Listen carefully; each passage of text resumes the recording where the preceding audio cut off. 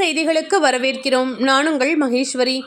தமிழ்நாடு கைத்தறி தொழில்கள் வளர்ச்சி கழக பூம்புகார் விற்பனை நிலையத்தில் நவராத்திரி பண்டிகையை முன்னிட்டு கொலு பொம்மைகள் கண்காட்சி மற்றும் விற்பனையை கடலூர் சட்டமன்ற உறுப்பினர் கோ ஐயப்பன் தொடங்கி வைத்து சிறப்புரையாற்றினார். தமிழ்நாடு அரசு நிறுவனமான தமிழ்நாடு கைத்தறி தொழில்கள் வளர்ச்சி கழகம் பூம்புகார் பெயரில் செயல்பட்டு வரும் நிறுவனமாகும். நவராத்திரி பண்டிகையை முன்னிட்டு கொலு பொம்மைகள் கண்காட்சி மற்றும் விற்பனை நிலையத்தில் நடைபெறுகிறது. கண்காட்சியை கடலூர் சட்டமன்ற உறுப்பினர் கோ ஐயப்பன் திறந்து வைத்து சிறப்பித்தனர். நிகழ்ச்சியில் பூம்புகார் விற்பனை பொறுப்பாளர் ஆர் கார்த்திக், பூம்புகார் விற்பனை நிலையம் முதுநிலை விற்பனை உதவியாளர் திலகா ஆகியோர் அனைவரையும் வரவேற்றனர்.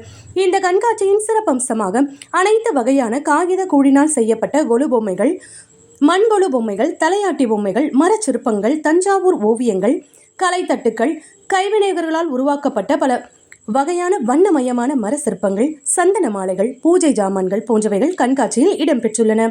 விற்பனை செய்யப்படும் அனைத்து பொருட்களுக்கும் 10% சிறப்பு தள்ளுபடி வழங்கப்படுகிறது.